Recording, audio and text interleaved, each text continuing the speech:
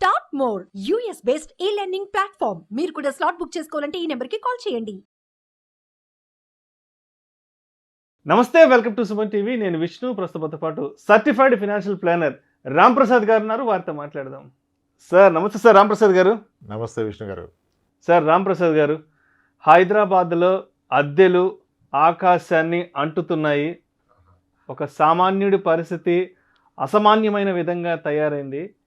ఒక double bedroom ఇల్లు తీసుకోవాలి అంటే హైదరాబాద్లో 20,000 పైమాట రెంట్ల పరిస్థితి ఉంది. ఏంటి హైదరాబాద్లో సామాన్యుడి జీవనం ఎలా ఉంది, ఎలా ఉండబోతోంది అనేదానికి రామ్ ప్రసాద్ గారు ఏ విధంగా వారి విశ్లేషణను తెలియజేస్తారు. సామాన్యుడు versus Hyderabad city. Yes, problem ఉంది సార్. అంటే రెంట్లు పెరుగుతున్నాయి. సో సరే, 25,000 కాకపోయినా కనీసం 15,000 ఏందైతే ఈరోజు డబుల్ బెడ్రూమ్ ఫ్లాట్ రాదు హైదరాబాద్లో. ఓకే, లొకేషన్ స్పెసిఫిక్ 9,000 నుంచి అయినా మొదలవుద్ది అనుకో. 15,000 అయితే నడుస్తుంది ఒక double bedroom flat rent. So ఇది బడ్డీని అయిపోయింది, కట్టలేని పరిస్థితి వచ్చింది. అదే కదా, ఎలా పే చేయగలుగుతారు ఉన్న సాలరీస్లో అంటే? ఎస్, అది పర్సన్ స్పెసిఫిక్ ప్రాబ్లం. బట్ ఈ ప్రాబ్లం అదర్ సైడ్ కూడా చూడాలి. మనం వన్ సైడ్ చూస్తున్నాం. అంటే చాలా బాగుంటుంది ఎమోషనల్గా మనం చెప్పడానికి, ఇంకెవడో బ్రతకడానికి లేదు, ప్రభుత్వాలు ఏం చేయమంటే చాలా బాగుంటుంది. అది కాదు కదా. సొల్యూషన్ ఏంటి, ప్రాబ్లం కారణం ఏంటి? ఫస్ట్ ఆఫ్ ఆల్ చాలామంది కొత్తగా హైదరాబాద్ వస్తూనే ఉంటారు. గ్రాడ్యుయేషన్ అయిపోయిన ప్రతి ఒక్కరు పట్టుబట్టుకుని వచ్చేస్తాం. అలా వచ్చిన వాళ్ళమే అందరం కదా. సో మరి ఇంత ప్రజలు ఇక్కడ పెరుగుతున్నప్పుడు ఇక్కడికి వస్తారు, బ్యాచులర్గా మ్యారేజ్ చేసుకుంటారు, పిల్లలు, ఇదంతా ఉన్నప్పుడు ఆబ్వియస్గా మరి ఎంత సప్లై ఉన్నా డిమాండ్ అలాగే ఉండిపోతుంది. అందువల్ల రెంట్స్ పెరుగుతున్నాయి. మేబీ కరోనా టైంలో కాస్త స్లో అవడం వల్ల ఇప్పుడు సన్నగా పెరిగినట్టుగా అనిపిస్తున్నాయి. వర్క్ ఫ్రమ్ హోమ్ ఎండ్ అవుతుంది, చాలామంది వెనక్కి వస్తున్నారు, దానివల్ల డిమాండ్ పెరుగుతుంది. ఓకే, సో అయితే మనం యాజ్ ఎ టెనెంట్ వైపు నుంచి చూస్తే ఇంత రెంట్ ఎలా కట్టాలా అంటున్నాం. ఓనర్ వైపు నుంచి ఒకసారి చూడండి. ఓనర్ వైపు నుంచి చూడాలి కదా. చూడాలి కదా ఖచ్చితంగా. ఎందుకంటే అదే ఓనర్ ప్లేస్లో ఉంటే మనం అదే ఆలోచిస్తాం. ఇప్పుడు హైదరాబాద్లో మీకు ప్రైమ్ లొకేషన్లో ఒక డబుల్ బెడ్రూమ్ ఫ్లాట్, అరే చిన్న ట్రిపుల్ బెడ్రూమ్ ఫ్లాట్, ఒక 1,500 SFT 1,600 SFT, ₹1,00,00,000 లేకుండా రాదు. ₹1,00,00,000 లేకుండా రాదు. ఆ ₹1,00,00,000 ఫ్లాట్ ఒక వ్యక్తి కొనుక్కొని రెంట్కి ఇస్తే అతనికి వచ్చే రెంట్ 25,000 స్టాండర్డ్. ఇది అంతే. అది పాతదైనా కొత్తదైనా ఫ్లాట్ యొక్క మార్కెట్ వాల్యూ ₹1,00,00,000 పలికితే దానికి గిట్టుబాటు అయ్యే అద్దె 25,000, ₹25,000. నెలకి 25,000 అంటే సంవత్సరానికి ఎంత? ₹3,00,000. అందుకుగాను ఓనర్ యొక్క పెట్టుబడి ఎంత? ₹1,00,00,000. ₹1,00,00,000 కదా. అంటే అతనికి గిట్టుబాటు అవుతుంది ఎంత? 3%, 3% కదా. అంతే. 3%. ₹1,00,00,000 పెట్టుబడి పెట్టిన వ్యక్తికి రియల్ ఎస్టేట్లో పెడితే వచ్చే రెంటల్ ఈల్డ్ 3%. ఆ 3% కనుక ఈ తీసుకున్న వ్యక్తి నేను ట్యాక్స్ రిబేట్ చూసుకోవాలి, నాకు పాన్ కార్డు ఇవ్వంటే మళ్ళీ అయినా ట్యాక్స్ పే చేయాలి. ఆయన ఉన్న ఇన్కమ్ ట్యాక్స్ ల్యాబ్ ఏది ఉంటే ఆ ట్యాక్స్ ఆయన పే చేయాలి. రెంటల్ ఇన్కమ్ ఇలా టు యువర్ యాన్యువల్ ఇన్కమ్, ఆ ట్యాక్స్, మెయింటెనెన్స్, మున్సిపల్ ట్యాక్స్లు పోతే ఆయనకి 2.52% వర్కౌట్ అయింది. అదే టెనెంట్ వైపు నుంచి చూసినప్పుడు రెంట్ ఎక్కువ అంటాం, అదే ఓనర్ వైపు నుంచి చూసినప్పుడు రెంట్ తక్కువ అంటాం. మళ్ళీ ఇవన్నీ కాకుండా ఓనర్కి ఈ ట్యాప్ రిపేర్లు, పెయింట్లు, అవి ఇవి ఇలాంటి మళ్ళీ మెయింటెనెన్స్ కూడా ఉంటాయి. సరే వదిలేండి, అంత కాంప్లికేషన్ అక్కర్లా. సింపుల్గా ఓనర్ పర్సెప్షన్ ఎలా ఉంటుందో తెలుసా? అనవసరంగా హైదరాబాద్లో కొన్నాను, ఇదే ప్రాపర్టీ నేను బెంగళూరులో కొంటే నాకు 38,000 రెంట్ వచ్చేది అంటాడు. 40,000 50,000 దగ్గర ఉంటుంది. చెన్నై కూడా రెండిళ్ళు ఎక్కువ. నిజానికి ప్రాపర్టీ ప్రైస్ తక్కువ compare to Hyderabad. Bengaluru property price తక్కువ, చెన్నై ప్రాపర్టీ ప్రైస్ తక్కువ, రెంటల్ ఇల్లు ఎక్కువ. అంటే అక్కడ రెంటల్ టర్మ్స్ కూడా వెరీ స్ట్రిక్ట్ ఉంటాయి, ఓనర్కి చాలా ఫేవరబుల్గా ఉంటాయి. 6 months అడ్వాన్స్ లేని మీకు ఫ్లాట్ రాదే. హైదరాబాద్ చెన్నై అండ్ బెంగళూరులో. హైదరాబాద్లో వచ్చేస్తే 2 months అడ్వాన్స్కి. ఇంకంతే కదా, ఇప్పటికీ చేంజ్ అవ్వాలి. I don't see. ఇక్కడ 40,000-50,000 పే చేస్తే మనకి ఇల్లు దొరుకుతుంది, అంటే 2 నెలల అడ్వాన్స్. అదే బెంగళూరు, చెన్నైలో కనీసం 4-5 లక్షలు పే చేయాలి అడ్వాన్స్. సో అంటే ప్రాబ్లం లేదంటలేదు, understand it. And other side కూడా చూడండి మీరు.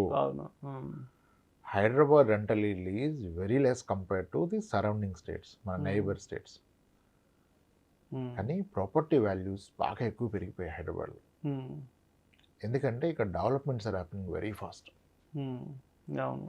కదా. ఎన్ని హై రేజ్డ్ ఫ్లాట్స్, ఎన్ని వెంచర్స్ నడుస్తున్నాయి, ఎంత బుకింగ్స్ అవుతుంది. హై రేజ్డ్ ఫ్లాట్లో వచ్చే ప్రైమరీ ఛాలెంజ్ ఏంటంటే హై రేజ్డ్కి కన్స్ట్రక్షన్ కాస్ట్ ఎక్కువ పెరిగిపోద్ది. స్ట్రెంత్ ఆఫ్ మెటీరియల్ అంతా మారిపోద్దిగా. మీరు 4 సెల్లార్లు తీసి అక్కడ నుంచి స్ట్రెంత్ బిల్డ్ చేసుకుంటూ పోతే ఫర్ ఎస్ఎఫ్టీ కన్స్ట్రక్షన్ కాస్టే వెళ్ళిపోద్ది. ప్రాక్టికల్గా బిల్డర్కే 5,000 దాటిపోద్ది. కాబట్టి వాళ్ళు 8,000కి 10,000కి అమ్ముతున్నారు. ల్యాండ్ కాస్ట్ కూడా యాడ్ చేయాలి కదా కదా. సో ఇక్కడ primary problem has come, the property price is going up. దాన్ని accordingly rental yield still compared to other states ఇది లెస్. కానీ ఎస్, మిడిల్ క్లాస్కి లోయర్ ఇన్కమ్ వాళ్ళకి ఇబ్బంది కావచ్చు. ఇప్పుడు మనం దీనికి సొల్యూషన్ ఏంటని చూద్దాం. ఇప్పుడు ప్రాబ్లమ్ని సెంటిమెంట్ పెద్దగా చేస్తే బాగానే ఉంటుంది, కానీ అది కాదు కదా. That is of no use.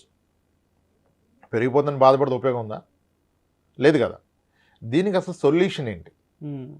ఒక middle class man, lower income or average income or middle income person, how to tackle this rental పెరుగుతున్న క్రమంలో ఎలా చేయాలి? నేను పిల్లలు ఎడ్యుకేషన్కే పెడతానా, ఆ స్కూల్ ఫీజులు కట్టాలా, లేకపోతే రెంట్ కట్టాలా, ఎలా అంటే ఎలా అయినా నీ బ్రతుకు నువ్వు అంతే కదా. ఇప్పుడు అవన్నీ బ్లేమ్ చేసి సిస్టమ్ని మార్చలేం. ఇదే సిస్టమ్ రన్నింగ్. ఓకే, ₹1,00,00,000 ఆస్తుంది. ఎంత వస్తుంది కౌలు? ఏమొద్దండి, ఎవరు చేయరుగా. సంవత్సరం కూడా ₹1,00,000 ఇస్తారు. ఓకే, నీకు ₹1,00,00,000 ఆస్తికి నీకు వచ్చే కౌలు ₹1,00,000. ఇక్కడ నువ్వు వచ్చి ₹1,00,00,000 విలువ చేసే ఇంట్లో రెంట్కు ఉండి 3,00,000 కడతావు. ఇక్కడేమో 3%, అక్కడే 1%. అదేంటి సార్ అట్లా అంటారేంటి? అది తాతగారి నుంచి వచ్చింది కాబట్టి మేము తీయలేమంటాడు. తాతగారి నుంచి వచ్చింది కాబట్టి తీయలేము. మరి ఎవరు తీస్తాడు? మీ నాన్న తీయడు, నువ్వు తీయవు, నీ కొడుకు తీయడు, ఎవరు తీస్తారు? అంటే దాంతో ఒక ఎమోషనల్ అటాచ్మెంట్. అదే problem comes when your emotion. ఇదంతా ఎమోషన్ వల్ల జరుగుతుంది. ఎమోషన్ ఎక్కడ ఉండాలి సార్? భార్య పిల్లల మీద ఉండాలి, కానీ ఆస్తుల మీద, పొలాల మీద, స్థలాల మీద ఏంటి సార్ ఎమోషన్? ఎక్కడ ఉండాలి ఎమోషన్? అక్కడ ఉండాలి. ఇప్పుడు నువ్వు ఇంత స్ట్రగుల్ అవుతూ ఇక్కడ స్లాగ్ అవుతూ చెప్తున్నావు, రెంట్ కట్టలేకపోతున్నా, ఇబ్బంది పడుతున్నా, పిల్లల ఫీజు కట్టలేక కానీ నేను అనేది ఏంటంటే అది నీ ఆస్తేనా? నీ ఆస్తే కదా. నీ ఆస్తి అనేది నీకు ఉపయోగపడితేనే ఆస్తి సార్. ఎవరికో ఉపయోగపడేది ఆస్తి కాదండి ప్రాక్టికల్గా. సో నేనేమంటా అంటే అందరికి అవదు. ఎవరికైతే స్థలాలు పొలాలు ఉన్నాయో అవి అమ్మేసి ఇల్లు కొనుక్కోండి. ఒప్పుకోరంటే ఒప్పుకోడు. మరి అందరు చచ్చిపోయిందాక ఒప్పుకోడు. ఎవడమ్ముతాడు? అందరు పోతారుగా. మరి ఎవడు అమ్మకుండా అందరు పోతే ఎవడు కొరకు నువ్వు చెప్పుకోవడానికి ఆస్తులు అనుభవించడానిక? సింపుల్ కదా.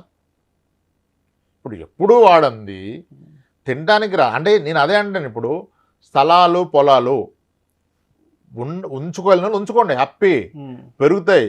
కానీ వాటి నుంచి ఆదాయం లేనప్పుడు అది ఉంచుకొని నువ్వు ఇక్కడ అప్పులు పాలైపోయి అద్దెలు కట్టుకోవడం ఏంటి? మా పిల్లలకి అంటాడు. ఎక్కడ పిల్లల భవిష్యత్తు కూడా ఉండదు. నువ్వు పడే సగులకి భవిష్యత్తు ఎక్కడది వాడికి?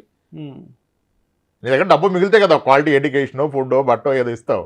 ఏది లేకుండా సగడం ఎందుకు? నేను ఏమంటానంటే మీకు ఇన్కమ్ జనరేట్ చేయని అసెట్స్ని ఇన్కమ్ జనరేటింగ్ అసెట్స్ కింద కన్వర్ట్ చేసుకోండి. ఇప్పుడు మీరు చెడగొట్టింది ఏమీ లేదు. ఆ పొలమో స్థలమో ఉంచితే ఎంత పెరుగుతుందో, మీరు ఒక ఇల్లు, అపార్ట్మెంట్, ఫ్లాటో కొనుక్కుంటే ఇది కూడా అంతే పెరుగుతుంది. అండ్ మీరు రెంట్ సేవ్ చేస్తున్నారు కదా. ఏ ఆస్తి లేనోడికి, ఆధారం లేని వాళ్ళకి ఆప్షన్ లేదండి, రెంట్ కట్టుకుంటూ ఉండాలి. కానీ నాకు ఆస్తులు ఉన్నాయి, వాటి నుంచి ఆదాయం లేదు, మళ్ళీ ఇక్కడ నేను అద్దెకు తీసుకుంటా అంటే తప్పు. ఇక్కడ మీరు చెడగొడుతుంది ఏమీ లేదు. దాన్ని నమ్మి ఇక్కడ ఇల్లు కొనుక్కుంటే ఆస్తి ఆస్తిగానే ఉందా? మీరు దాన్ని అనుభవిస్తున్నారా? మీకు బర్డెన్ తగ్గిందా? ఎంత బాగుంటుంది లైఫ్. ఆరోగ్యంగా ఉంటాడు, సొంత ఇంట్లో ఉన్నాడు. అందుకనే అయితే స్థలాలు అమ్మం కాదు, అమ్మలేరు. అమ్మలేక వాటిని అంటగడతారు. ఎవరికి? కొడుక్కి, అల్లుడికి, కూతురికి ఇస్తారు. ఏం ఉపయోగం? ఎవరో అనుభవించడానికి కొద్ది ఏదైనా మీరు అనుభవించడానికి పెట్టుకోండి. నేను వ్యవసాయం చేస్తే పొలం సార్, ఎవరో వ్యవసాయం పొలం ఎందుకని? అంతే కదా. ఇప్పుడు నేను ఇల్లు కొంటే నేను ఉండాలి. ఇల్లు కొని రెంట్ కొట్టడం కూడా గొప్ప విషయం చెప్పట్లే నేను. కానీ రెంట్ కట్టడం కన్నా సొంత ఇల్లు ఉంచుకోవడం ఉత్తమం. ఆ సొంత ఇంటి కొరకు అందరికి అవదు. అయ్యే అవకాశం ఉన్న వాళ్ళు కూడా చేయట్లేదు, అది బాధ. ఇప్పుడు ఫైనాన్షియల్ ప్లానింగ్కి వస్తే అందరూ ఏమంటారు తెలుసా? సార్ 2 జీతాలు ఉన్నాయి సార్, మా ఖర్చులంతా లేవు, ఈ జీతాలు ఎక్కడ పెట్టాలంటారు. ఎక్కడ పెట్టాల్సిన అక్కడ ఆ జీతాలు ఉంటే ఎవడు గ్యారెంటీ ఇస్తున్నాడు మీకు? ఇప్పుడు రాబోయేది ఎక్కడ పెట్టాలి కాదు, ఉన్నది సక్రమంగా పెట్టామనేది ప్రశ్న. ఉన్నది సక్రమంగా సార్ ఉన్నదంటే మనం ముట్టుకోం కదా సార్, మన పేరెంట్స్ది అంటాడు. కాదు, మరి ఎవడు ముట్టుకుంటాడు? ఇప్పుడు మనకి ఒక సేయింగ్ ఉంటుంది, ద బర్డ్ ఇన్ హ్యాండ్. చేతిలో ఉన్న పక్షి చాలా విలువైంది, చెట్టు మీద ఉన్న 10 పక్షుల కన్నా. అది దొరుకుతుందని గ్యారంటీ లేదు కదా, దాన్ని చూసి ఇది వదలొద్దు. అలానే నీకు రాబోయే ఇన్కమ్ కన్నా నీకున్న ఆస్తులు చాలా విలువైనవి, వీటిని సరైన మార్గంలో పెట్టాలి. నేను నా పొలాలు ఎవరికో కౌలు ఇచ్చి 50,000 రెంట్ అది కౌలు తీసుకుంటా, ₹1,00,000 కౌలు తీసుకుంటా, అది కట్టేస్తా, ఇక్కడంటే తప్పు కదా. తీసుకోండి, అది వన్ థింగ్. ఇంకోటి, ఒక హౌస్ అంటూ మీకు ఉంటే, అఫోర్డబిలిటీ ఉండి మీరు కొనుక్కోగలిగితే, చాలామంది ఈఎంఐ ఎక్కువ అంటారు. అసలు నన్ను అడిగితే అద్భుతమైన విషయం ఏంటంటే లోన్లో ఇల్లు కొనడం కానీ అద్భుతం కూడా లేదు. లోన్లో ఇల్లు కొనడం అదొక బ్రహ్మాస్త్రం, దాన్ని వాడుకోవాలా. తెలివైనోడు ఉంటే బ్యాంక్ డబ్బులతో ఇల్లు కొనాలి, మన డబ్బులతో కొనద్దు. ఎందుకు? ఎగ్జాంపుల్, ఇప్పుడు మీరు కనీసం ఒక సెకండ్ హ్యాండ్ ఫ్లాట్ హైదరాబాద్లో డబుల్ బెడ్రూమ్ ఫ్లాట్ 65 లక్షలకు వస్తుంది. ప్రాక్టికల్గా వస్తుంది అంతే. ఎక్కడ వస్తుంది అంటే వచ్చే దగ్గర వస్తుంది, నువ్వు వెతుక్కోవాలా. 65-70 లక్షలకు వస్తుంది కదా, 65-70 లక్షలకు వస్తుంది. లోన్ ఒక 50 లక్షలు తీసుకున్నారు అనుకోండి, 50 లక్షలు లోన్ తీసుకున్నారు. హైపోథికల్గా 26 ఏళ్ల వయసు ఉంది, పెళ్ళి అయింది, లోన్ తీసుకున్నారు. నేను 30 ఏళ్ళు పెట్టమని చెప్తాను. 30 ఏళ్ళు పెట్టండి లోన్ అని చెప్తాను. 50 లక్షల లోన్ని ఇప్పుడున్న రేట్ ఆఫ్ ఇంట్రెస్ట్ 8.55, 8.45లో ఒక 30 ఇయర్స్ పెడితే మేబీ ఈఎంఐ 38,000, 37,000 వస్తుంది. 37-38,000 వస్తుంది 30 ఇయర్స్ లోన్. మేబీ నేను క్యాలిక్యులేట్ చేయలేదు, 36-37,000 వస్తుంది నా ఐడియాలో. ఇప్పుడు ఆయన కొన్న ప్రాపర్టీ ఎంత? 75 లక్షలది. సంభవం ఉన్నది పొలము స్థలము అమ్మేసి ఏదో బంగారం అది చేసి డౌన్ పేమెంట్ కట్టాడు, లోన్ తీసుకున్నాడు. మంత్లీ 36,000 ఈఎంఐ కడుతున్నాడు. ఇతను ఆ ఇంట్లో ఉండటం వలన ఇతను సేవ్ చేస్తున్న రెంట్ ఎంత? కనీసం ఒక 16-18,000 రెంట్ సేవ్ అవుతుంది. ఇతను కడుతున్న 30,000 అనుకుంటే 18,000 రెంట్ సేవ్ చేస్తే అడిషనల్ కడుతుంది ఇంకో 18,000 కదా, 18,000 రెంట్ కడతాడు. ఇప్పుడు అందరికి డౌట్ ఏంటంటే ప్రైవేట్ సెక్టర్ ఎంప్లాయీ ఎలా కట్టగలుగుతాడు? జాబ్ పోతే ఏంటి? ఎవరికి జాబ్ పోదు. మనమే రోజు ప్రేయర్ చేస్తాం, పోతే బాగు, ఎప్పుడు పోద్ది పోద్ది ఎవడన్నా పోయిందా? ఎన్నిసార్లు మాట్లాడాము మన ఇద్దరం గత 4 ఏళ్లలో?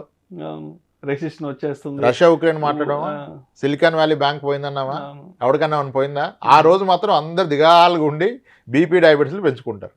ఎవరికైనా జాబ్ పోద్ది? అసమర్థుడికి పోద్ది జాబ్, సమర్థుడికి ఎవరికి జాబ్ పోదు. ఆరోగ్యం పోతే జాబ్ పోద్ది. ఆరోగ్యాన్ని కాపాడుకొని సమర్థంగా పనిచేసుకుంటే ఎవరికి ఎక్కడ జాబ్ పోదు. జాబులు ఏ ఇండస్ట్రీని ఎవరికి పోతాయి? బాటమ్ పర్ఫార్మర్స్కి పోతాయి. టాప్ 10 పర్ఫార్మర్స్కి ఏ రోజు వాడి కంపెనీకి అవసరం, నీకు అవసరం లేదు. కంపెనీకి నువ్వు అవసరం. మనం వెళ్ళిపోతామన్నా కంపెనీ పట్టుకుంటుంది. ఎస్. ఇప్పుడు మన పాయింట్కి వస్తే 38,000, 36,000 ఈఎంఐ కట్టే వ్యక్తి 18,000 రెంటే సేవ్ అయితే అడిషనల్ కడుతుంది 18,000. కానీ అందరూ అర్థం చేసుకోవాల్సిన విషయం ఏంటంటే మీరు if look at the last 25 years of track record of the home loan interest తగ్గుతాయి సార్, పెరగవు. కరోనాలో పెరిగింది, అది స్టాండర్డ్ కాదు కదా. మళ్ళీ ఇప్పుడు 8.5 వచ్చేసినాయి. Most of the banks are offering. మీరు చూస్తే నెక్స్ట్ 10 yearsలో home loan interest will again come back to 5.56 వస్తుంది. మనం ఆల్రెడీ 7కి వెళ్ళిపోయింది చూసాం. 7 నుంచి 9కి వెళ్ళింది, ఇప్పుడు 8.5కి వచ్చింది. It will come back to 7. అంటే 20-30 ఏళ్ళు లోన్ తీసుకున్న వ్యక్తి యాక్చువల్గా ఇతను ఒప్పుకుందే కడుతూ పోయినా ఈఎంఐ తగ్గుతుంది రేట్ ఆఫ్ ఇంట్రెస్ట్ రివిజన్ అయితే రెపో లింక్ వలన. 30 years లోన్ నువ్వు 30 years కట్టాల్సిన అవసరం ఉండదు. దానికి అదే 24 ఏళ్ళ క్లోజ్ అయిపోద్ది. అబ్జర్వ్ చేస్తే ఎవరైనా అలా కాదంటే కాదు. అసలు మీరు చూడండి, హిస్టరీ చూడండి, హోమ్ లోన్ రేట్స్ ఎలా వ్యారీ అవుతున్నాయని. దానికి అదే తగ్గిపోద్ది. కానీ ఒక విషయం ఆలోచించండి, ఇతను కట్టే ఈఎంఐ పెరగదు కదా, 38 ఉంటుంది కదా. ఒకవేళ రేట్ ఆఫ్ ఇంట్రెస్ట్ పెరిగినా టెన్యూర్ పెరుగుతుంది, ఇతనే వరి అవసరం లేదు. అప్పుడు దాన్ని పట్టించుకోవద్దు. యూట్యూబ్లో చెప్పారని చెప్పి టెన్యూర్ పెరిగింది ఏం చేయదు, ఏం చేయక నీ పని నువ్వు చేసుకో. టెన్యూర్ పెరిగింది, రేట్ ఆఫ్ ఇంట్రెస్ట్ పెరిగినప్పుడు తగ్గినప్పుడు మళ్ళీ తగ్గుతుంది కదా, నీకెందుకు వరి? పెరిగింది తగ్గింది కదా, సో అలా తగ్గుతుంది, నీకు వరి లేదు. నువ్వు ఇదే ఈఎంఐ కట్టుకుంటున్నావు. కానీ 10 years పోయాక నీ హౌస్ రెంట్ ఎంత అవుతుంది? ఒకవేళ నువ్వు కనుక నీ సొంత ఇంట్లో లేకపోతే నీ రెంట్ కూడా 10 yearsకి డబ్బులు అబ్జర్వ్ చేస్తావు. 10 years అయితే నీ రెంట్ 36,000, నువ్వు కడతా నీ ఈఎంఐ కూడా 36,000 కదా. దెన్ ఇంకెక్కడ ఉంది? అంటే 30 ఏళ్ళు హోమ్ లోన్ తీసుకొని 10 ఏళ్ళు ఈఎంఐ కట్టగలిగితే తర్వాత నీకు దాని రెంటే కట్టుకుంటుంది. నువ్వు ఉంటే రెంట్ సేవ్, లేకపోతే రెంటే ఈఎంఐ కట్టుకుంటుంది. ఎంత అద్భుతమైన విషయం. ఇక్కడ అందరికీ సైకలాజికల్గా 30 years అంటే ఎంత కట్టేస్తున్నాం సార్, 1,30,00,000 ఎవడ తిన్నట్టు అంటే అసలు నువ్వు కడుతుంది అక్కడ తినడానికి. అసలు 50 లక్షల్లోనే ఉన్న 38,000 వడ్డీకి ఇస్తాడా సార్? ఆడు వడ్డీ అసలు ప్లస్ వడ్డీకి వెళ్ళి 38,000కి ఇస్తే పోయి వాడిని ప్రశ్నిస్తారేంటి? Simple loan. అది అర్థం కావట్లేదు అందరు. ఎమోషన్ లెక్కలు వేరండి, ఫైనాన్స్ లెక్కలు వేరు. Right right. సో నేను ఏమన్నాను, అవకాశం ఉన్న వ్యక్తులు డౌన్ పేమెంట్ మేనేజ్ చేయగలిగితే, లేదా అసలు లోన్ కూడా లేకుండా కొంటే కూడా ఉత్తమే. పనికిరాని ఆస్తుల్ని పనికొచ్చే ఆస్తుల కింద మారిస్తే ఉత్తమం. లేదు ఉన్న వాటిని, ఇప్పుడు చాలామంది ఇల్లు కొనరు కానీ స్థలం కొనేస్తాడు. యాక్చువల్గా ఆ కొనే డబ్బులే ఉంటే దీనికి డౌన్ పేమెంట్ పెట్టేసుకుంటే రిమైనింగ్ ఈఎంఐ రెంట్ సేవింగ్ వల్ల అటు ఇటుగా మారేది. స్థలం బాగా పెరుగుతుంది అంటాడు. పెరుగుతుంది స్థలం. ఎంత పెరుగుతుంది? 6 ఏళ్ళకి రెట్టింపు అవుతుంది. 12%. ఇల్లు కూడా 12 కన్నా ఎక్కువ వస్తుంది యాక్చువల్గా. ఒక అపార్ట్మెంట్ ఫ్లాట్ కొన్నా, ఇండిపెండెంట్ హౌస్ కొన్నా 10 ఇయర్స్కి డబుల్ అయిపోద్ది. దానికి వచ్చే రెంట్ కూడా కలిపి ఇది కూడా 12 వస్తుంది. సో ఫస్ట్ ఉండడానికి ఒక ఇల్లు కొనుక్కోండి. ఒక ఇల్లు కొంటే ఆరోగ్యం బాగుంటుంది.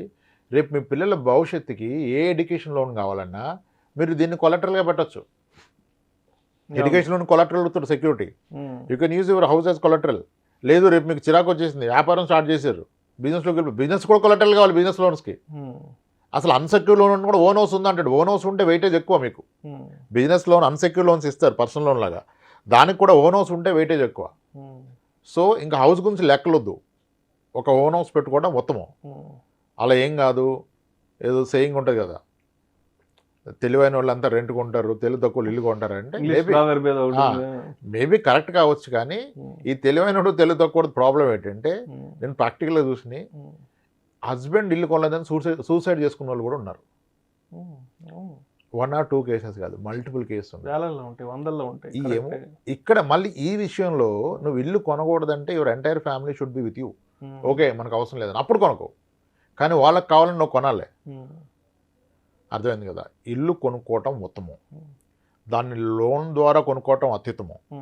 ఆ లోన్ని ఎక్కువ టిన్నెలు పెట్టుకోవడం ఇంకా బ్రహ్మాస్త్రం అది, బ్రహ్మాస్త్రం అది. ఓకే, సో రెంట్కి ఓన్లీ సొల్యూషన్ ఓనింగ్. ఓనింగ్ అవుతుందా ఎఫర్డబిలిటీ అంటే అవుతుంది, కానీ చాలా మందికి అవుతుందనే విషయం తెలదు. పెద్ద కష్టమేం లేదు, అవుతుంది నిజానికి. అంటే ఏమీ లేని వాళ్ళకి అవదు, ఇంక అప్పుడు సొల్యూషనే లేదు, ఇంకా డిస్కషన్ దండగా అక్కడ. కానీ నేను పనికిరాని స్థలాలు పొలాలు పెట్టుకున్నా, ఇంట్లో రెంటుకున్నా అంటే తప్పు. ఆ స్థలాలని పొలాలని కలిపి ఇంటి కింద కొట్టండి, లేదా అటు డౌన్ పేమెంట్ కింద కొట్టి లోన్ తీసుకోండి, మొత్తం తీసేసి కొనుక్కోండి. మీరు కోల్పోతుంది ఏమీ లేదు, అదెంత పెరుగుతుంది ఇదంతా పెరుగుతుంది. దీన్ని ఆస్వాదించవచ్చు, ఆనందించవచ్చు, అనుభవించవచ్చు. అక్కడ ఎవడో అనుభవించడానికి మీరు కొట్టమంటే నాకు అర్థం అవదు కదా. మీ పేరెంట్స్కి అర్థం కాకపోతే మీరు ఎడ్యుకేట్ చేయండి. లేదురా అట్లా కుదరదురా, తాతగారు ఇచ్చిందంటే చెప్పండి. నా పిల్లల భవిష్యత్తు ఇంపార్టెంట్, ఆ తాతగారు ఇచ్చారనే సెంటిమెంట్ ఇంపార్టెంట్ అడగండి.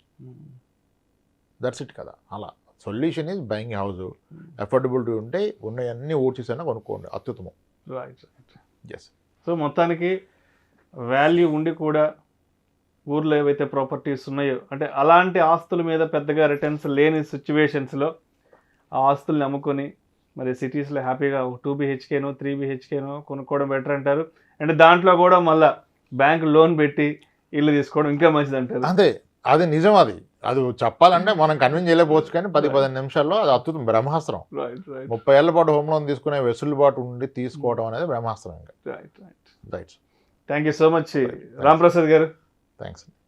హైదరాబాద్లో సామాన్యుడి పరిస్థితి ఎలా ఉంది, రెంట్లు కట్టలేక ఇబ్బందులు పడుతున్నాడా పడట్లేదా అనే అంశం గురించి మీ విశ్లేషణను చాలా సూటిగా కుండ బద్దలు కొట్టినట్లుగా ఈ వీడియోలో మన ప్రేక్షకులతో షేర్ చేసుకున్నారు. Thank you so much sir.